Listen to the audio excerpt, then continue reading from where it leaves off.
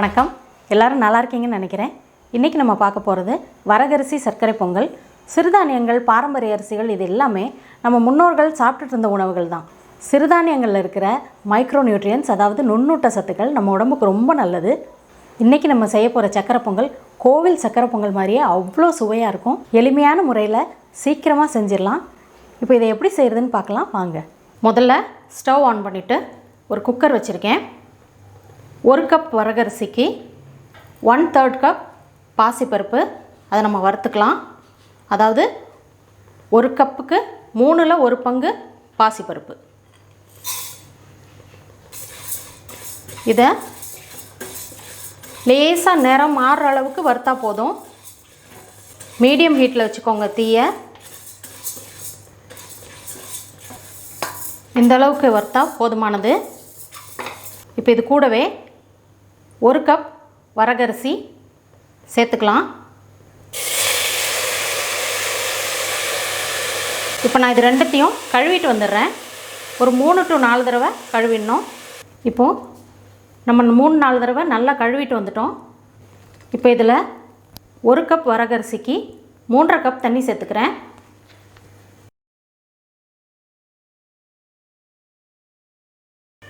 முக்கால் கப் பால் சேர்த்துக்கலாம்.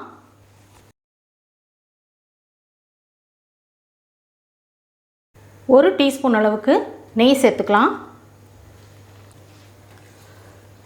நம்ம வேகும் போதே நெய் சேர்த்தோம்னா நல்ல வாசமாக இருக்கும்.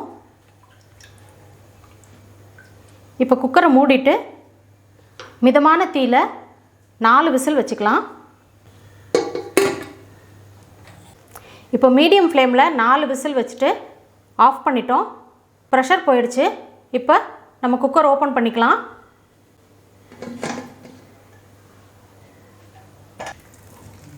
இப்போ பாருங்கள்,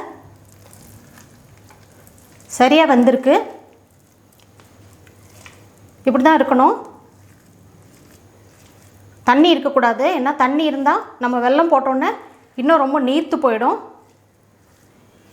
இப்போ நம்ம 1 கப் வரகரிசிக்கு 3.5 கப் தண்ணி, 3/4 கப் பால் ஊற்றிருக்கோம். அதனால் நமக்கு கரெக்டாக வெந்திருக்கு. இப்போ இதில் 1 கப் வரகரிசிக்கு நம்ம 2 கப் வெல்லம் சேர்த்துக்கலாம். இந்த வெல்லம் சுத்தமான வெல்லங்கிறனால நான் இதை அப்படியே சேர்த்துக்கிறேன். நீங்கள் விருப்பப்பட்டால் வடிகட்டியும் சேர்த்துக்கலாம். இப்போ நம்ம ஸ்டவ் ஆன் பண்ணிக்கலாம். மீடியம் ஃப்ளேமில் இந்த வெல்லம் கரையிற வரைக்கும் நம்ம நல்லா கிளறி கொடுக்கணும். இப்போ பாருங்கள், நம்மளோட வெல்லம் கரைஞ்சிருச்சு. இப்போ முன்னாடியை விட கொஞ்சம் நீர்க்க ஆயிடுச்சு பாருங்கள். இந்த மாதிரி தான் இருக்கணும். அப்போ தான் ஆற ஆற அது கெட்டியாகி நம்ம எப்போ சாப்பிடும் போதும் அது சாஃப்டாக இருக்கும். இப்போ இது கூடவே ஒரு பிஞ்ச் அளவுக்கு உப்பு சேர்த்துக்கலாம். எந்த இனிப்புக்கும் ஒரு சிட்டிகை உப்பு சேர்த்தோம்னா அந்த இனிப்பு நல்லா தூக்கி கொடுக்கும். ஒரு பிஞ்ச் அளவுக்கு பச்சை கற்பூரம் சேர்த்துக்கலாம். இந்த பச்சை கற்பூரம் சேர்த்தா மட்டும்தான் உங்களுக்கு கோவில் பொங்கல் டேஸ்ட் அப்படியே கிடைக்கும். 1/2 டீஸ்பூன் அளவுக்கு ஏலக்காய் பொடி சேர்த்துக்கலாம். 1 டேபிள் ஸ்பூன் நெய் சேர்த்துக்கலாம். நெய் உங்கள் விருப்பம் தாங்க. எவ்வளோ சேர்க்குறீங்களோ அவ்வளோ சுவையாக இருக்கும். இது கூடவே 1/4 கப் அளவுக்கு துருவின தேங்காய் சேர்த்துக்கலாம். நீங்கள் பல்லாக கட் பண்ண தேங்காயும் சேர்த்துக்கலாம், துருவின தேங்காயும் சேர்த்துக்கலாம். டேஸ்ட் நல்லா இருக்குங்க. இப்போ இதை கிளறி கொடுக்கலாம். அந்த வெல்லம், அந்த தேங்காய், அந்த நெய் எல்லாம் சேர்ந்து இந்த இடத்துல ஒரு நல்ல மணம் வந்துட்டுருக்குங்க. நீங்கள் செய்யும்போது நீங்களும் இதை ஃபீல் பண்ணுவீங்க. நல்ல பதம் வந்துடுச்சு. இந்த பதத்திலையே ஆஃப் பண்ணிடலாம்.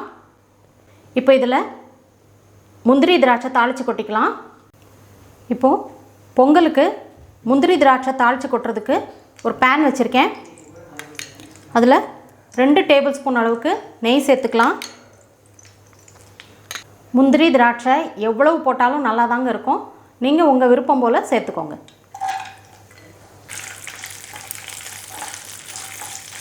நெய் தாராளமாக சேர்த்தாதாங்க அந்த ஆத்தென்டிக் சுவை கிடைக்கும், அந்த கன்சிஸ்டன்சியும் வரும். அந்த மாதிரி நெய் சேர்க்கும்போது தான்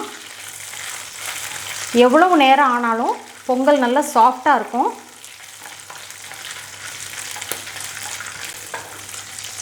இப்போ முந்திரியும் திராட்சையும் பொன்னிறமாக ஆயிடுச்சு. இப்போ இதை நம்ம பொங்கலில் சேர்த்துக்கலாம்.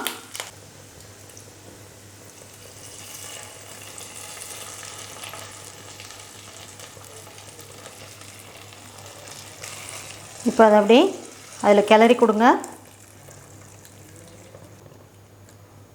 பாருங்கள்